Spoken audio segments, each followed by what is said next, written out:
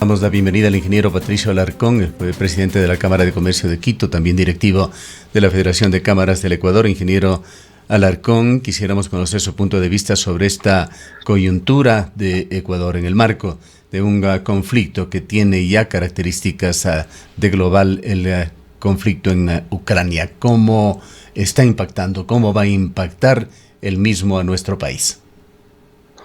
Muy buenos días, Gustavo. Un cordial saludo a su audiencia. Este conflicto va a afectar al Ecuador en general, a la economía ecuatoriana en general. El tema inflacionario no es menor. Van a subir los costos de algunas materias primas, el costo del combustible inclusive sigue subiendo, y esto afecta ciertamente a la economía mundial. Pero más allá de eso, tenemos que evaluar la situación de ciertos sectores. El sector bananero, el sector florícola, específicamente se ven afectados, alrededor de 1.200 millones de dólares en exportaciones se complican y se complican gravemente. Al complicarse alrededor de 700 millones de dólares en ventas de banano, solamente a Rusia, alrededor de 120 millones de dólares de flores solamente a Rusia. Realmente este sector se ve afectado, estos sectores se ven afectados, más las ventas a Ucrania. Entonces, lo que sucede es que primero se complica la cartera del sector bananero, del sector florícola, y abrir mercados para compensar este hueco no es tan fácil. Esta gente lo que requiere es capital de trabajo. Entonces, si es que no reciben la asistencia adecuada por parte del gobierno, se complica la generación de fuentes de empleo. Fuera de eso, tenemos que tomar en cuenta que entre Rusia y Ucrania producen alrededor del 20% del trigo, 30% del maíz de la producción del mundo, 80% de la producción de aceite de girasol. Entonces también se complica el precio de ese producto a nivel mundial y por ende en el Ecuador también, que importa además de esos productos. Se complica también el precio y el abastecimiento de ciertas fungicidas. Se complica también porque vienen de ese sector. También se complica el abastecimiento de la urea y el precio que se requiere, evidentemente, también para el campo. Entonces, esto es un golpe al agricultor, es un golpe fuerte para el sector florícola, es un golpe fuerte para el sector bananero, lo que implica que las ventas y la atracción de divisas se complica también en el Ecuador. Entonces necesitamos oxígeno hasta que se busquen nuevos mercados o hasta que se estabilice esta situación, lo que se requeriría es capital de trabajo y lamentablemente el presidente ya se pronunció en contra de ayudar a estos sectores.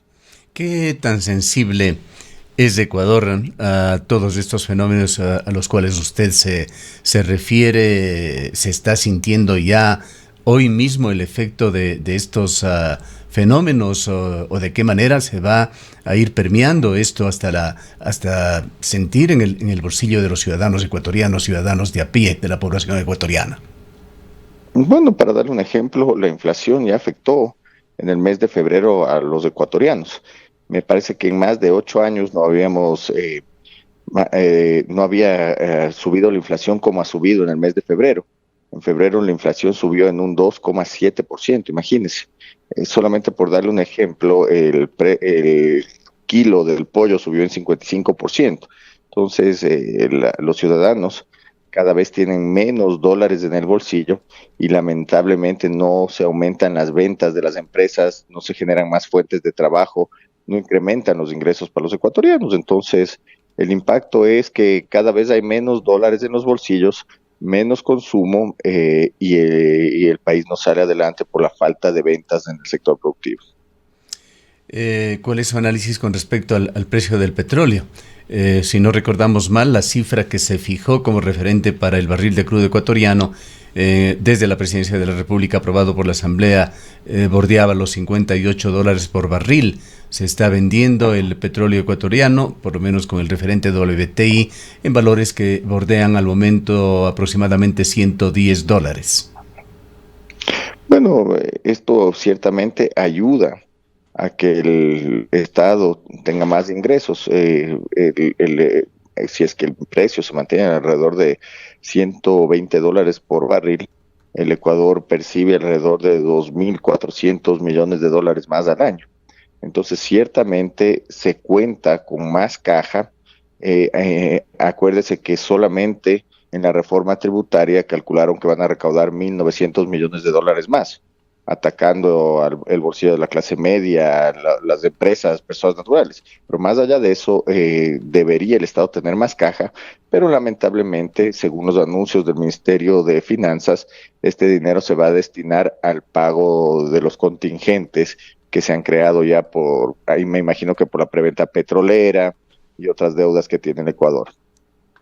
Desde los sectores sociales se ha venido criticando al gobierno de Guillermo Lasso de generar reservas monetarias, de atender únicamente las obligaciones externas, que por supuesto en alguna medida están muy bien, pero se le acusa de estar descuidando a los sectores sociales. Entre ellos, por ejemplo, el día de hoy, en nuestros titulares hemos señalado la escasez de medicinas que persiste en Ecuador, un problema recurrente, varias veces anunciado por el gobierno, una acción concreta a la cual se comprometió el vicepresidente de la República en solucionarlo, que ha sido solucionado de manera totalmente parcial.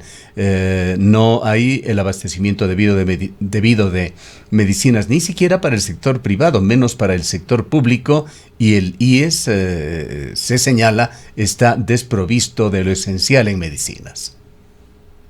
Mire, el problema se genera, Gustavo, en cuanto a que el gobierno no ha cambiado el manejo de las finanzas públicas.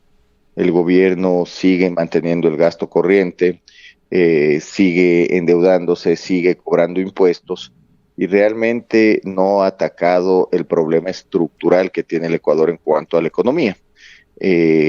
Mantiene el modelo que implementó el presidente Correa, mantuvo el presidente Moreno y decidió continuar con el mismo equipo económico inclusive.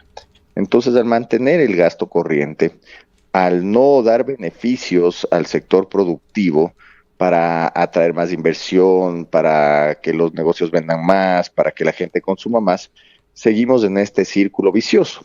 Y lo que usted menciona también es grave porque además de que no ha cambiado el modelo económico, no ha hecho el intento de hacerlo, tampoco se ha trabajado en cambiar el modelo de educación y el modelo de salud, que es tan importante. Usted sigue con problemas en el IES, hospitales de medicina curativa, no se han enfocado en crear el número adecuado de clínicas preventivas, no abastecen a los hospitales de medicamento, mantienen esa estructura de directores que manejan los hospitales con ciertos intereses, una corrupción campante, no tiene plata el IES porque tampoco han tratado de hacer cambios en el IES, mantiene un rol de 32,000 empleados, o sea, se maneja exactamente igual. Entonces, al no tener plata el IES, usted ya ve que ya no hay atención para los afiliados en las clínicas privadas y el servicio en las clínicas del Instituto Ecuatoriano de Seguridad Social también es defectuoso, así como en las clínicas públicas. Entonces, al no haber un cambio de modelo, ¿qué espera en cuanto a los resultados? Son los mismos. Y lamentablemente este gobierno, y es lamentable, sigue trabajando de la misma manera que los gobiernos anteriores. ¿Qué maniobras en su criterio y quizás reflejando lo que piensa el sector empresarial debería realizar el Ejecutivo para minimizar el rebote de los impactos de la guerra en Ucrania en el territorio nacional? ¿Qué acciones ejecutivas inmediatas deberían tomarse y qué propuestas en cuanto a regulaciones? Mire, cuando existe un shock externo, generalmente los gobiernos que han manejado bien la economía tienen recursos para inyectar dinero en la economía. Eso es lo que debería suceder. Pero en el Ecuador sabemos que no hay plata, que los recursos se destinan a seguir manteniendo el gasto público.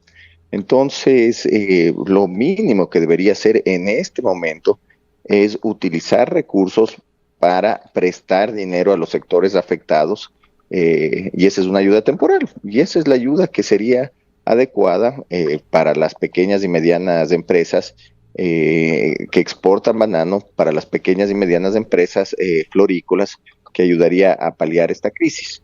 Por el problema mundial, se debería trabajar en una agenda de competitividad. Revisar la manera de bajar los costos de producción, que esto se hace bajando el costo del capital de trabajo, es decir, cambios en el código monetario, cambios en el código laboral para generar más competitividad en las empresas, bajar los ciertos impuestos, ¿no?, que afectan a la inversión y afectan a la empresa local. El ISD se bajó en un mínimo porcentaje, por darle ejemplos. Para darle un ejemplo, seguimos con impuestos a los dividendos, por darle otro ejemplo. Subieron el impuesto a la renta para las personas naturales, por darle otro ejemplo. Entonces, han hecho todo lo contrario a lo que se debe hacer cuando se sale de una crisis o una pandemia, y peor, cuando el mundo está pasando por una crisis de logística y de alzas de insumos. Bien, un comentario final sobre la Asamblea Nacional, que muchos lo consideran el primer poder del Estado, una asamblea desentendida de la coyuntura económica, de prever sobre las amenazas de estos fenómenos globales que están afectando, resolviendo pugnas internas con agendas propias, amnistías, etcétera.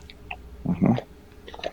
Mire, lamentablemente lo que hemos presenciado en la sierra especialmente genera un muy mal precedente. La Asamblea se dedica a defender a terroristas y a delincuentes y no se dedica a resolver los problemas de los ciudadanos ecuatorianos. Y es lamentable.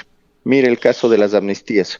Estos señores destruyen Quito, dejan a Ambato sin agua, cometen actos de vandalismo en Cuenca, y ahora todo esto queda en el olvido y estos señores, bien, gracias. Entonces, esto es un pésimo precedente. La Asamblea lo que apoyó es el terrorismo, la delincuencia, y lamentablemente los que nos vemos siempre afectados somos los ciudadanos. Bien, queremos agradecerle por su presencia. Han escuchado al ingeniero Patricio Alarcón. Él fue dirigente de la Federación de Cámaras del Ecuador. Continúa realizando su actividad industrial comercial en la capital de la República.